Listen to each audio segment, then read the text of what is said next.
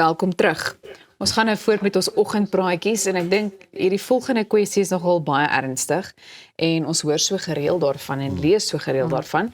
Maar in Gauteng is 66 minibus taksies in die eerste week van Maart tydens streng deursoekingsprosesse by kontrolepunte in Johannesburg, Ekurhuleni en Tshwane van die paaie verwyder.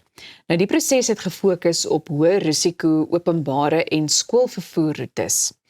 Die Gautengse Vervoer-inspektoraat het saam met die Padverkeersbestuurskorporasie die voertuie deursoek en bevind dat baie van die minibusse nie aan verkeersveiligheidsvereistes voldoen nie. Weereens eintlik maar skokkend, ook nie, maar ek dink net 'n mens hoor so gereeld daarvan en 'n mens sien gereeld dat dit tot ernstige botsings ook lei.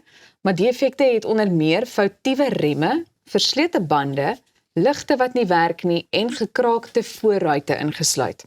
Verder is 95 private voertuie van die pad verwyder. 289 taksibestuurders sonder geldige bestuurderslisensies gevind, as ook 139 minibusse sonder geldige lisensies gevind. 'n Lid van die uitvoerende raad vir paaie en vervoer, Kedibone Diale-Tlabela, het die goeie werk van die wetstoepassers verwelkom, maar sê sy is teleurgesteld dat sommige bestuurders steeds die reëls oortree. Sy sê die provinsie gaan aanhou om voertuie te ondersoek, om seker te maak dat die paaie veilig is en dat bestuurders die verkeerswette volg. Hoor. So ons hoor gereeld van hierdie stories soos wat ek sê, jy weet veral die minibus taksies wat geskit word en deursoek word en ek dink net, dit is vir my baie sleg dat daar soveel mense op die pad is wat nie 'n geldige bestuurslisensie het nie. Dit is 'n groot storie en dan ook, hierdie is dalk nie in verbinding met die feit dat die voertuie onpadwaardig is nie, Ja. maar die feit dat soveel van daardie minibus taksies nie versekering het nie, dit is nogal vir my iets wat vir my bekommer, want ek het nou dalk my eie karversekering, maar as daar iets gebeur met daai taxi of die passasiers daar binne, hulle is nie gedek nie. Ja. Daar's niks wat gedoen kan word nie. Of sê nou daai taxi ry nou in jou vas en die skade is meer as waarvoor jy verseker is. There's no third party, there's no comprehensive, there's nothing. Ja, ek dink ook die ander ding is ek het al gereeld met mense gesels wat nie 'n ander keuse het as om met behulp van 'n minibus taxi oor die weg te kom nie. En almal is dit eens dat hulle werklik net so in angs, jy weet, op die pad is, want die bestuurders ry of bestuur eenvoudig net soos wat hulle wil. So 'n geldige of 'n nie geldige bestuurderslisensie is een ding, maar om dan nog onverantwoordelik te bestuur ook. Ek wonder hoe gaan dit in daai taxi, want ek meen as jy mos saam met iemand ry wat onverskillig begin bestuur en goeders, dan you let them know. Ja. So sit daai mense net maar net doodstil en hoop vir die beste, want ek dink as hulle iets sê, dan word hulle seker either maar net afgejak of stop, klim uit. Get out, you can go and find another mode of transport.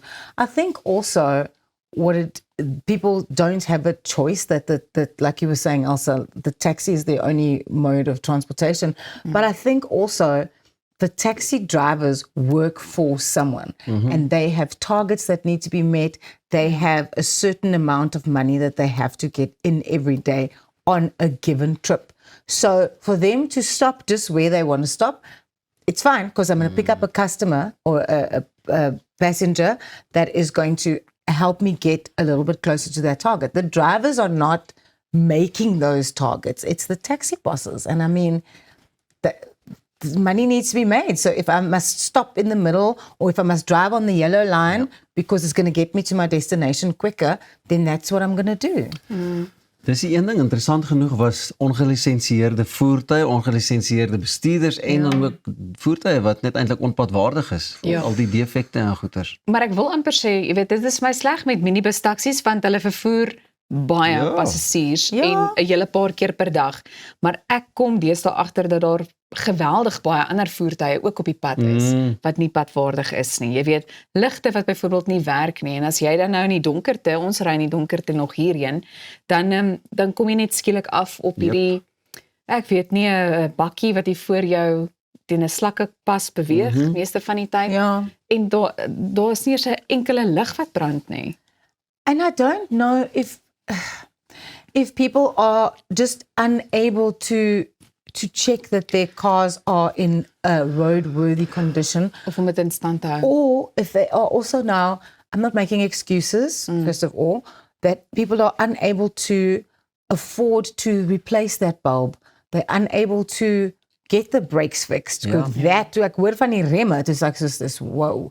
Maar ek dink dit is, daar's soveel, like there's so many kind of South African societal things that are leading to why people need to drive a vehicle that doesn't work. Maar dis waarom ons nou 'n bullet train. nodig het.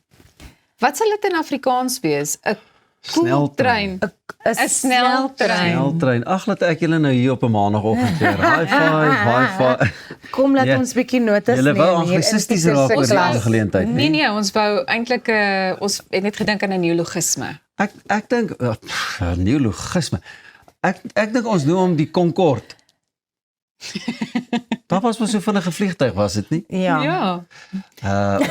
Kom ons Kan ons hom die Blou Bull blitstrein noem? I think it still needs a bit of work. I think the name of the bullet train. Ons sal nog 'n bietjie dink, maar bly jy maar ingeskakel. Jy is welkom om vir ons op sosiale media te laat weet wat jy dink. Ons leer net hierna 'n bietjie meer oor gesondheid en balans. Jy is ingeskakel by Goeiemôre, Good Morning.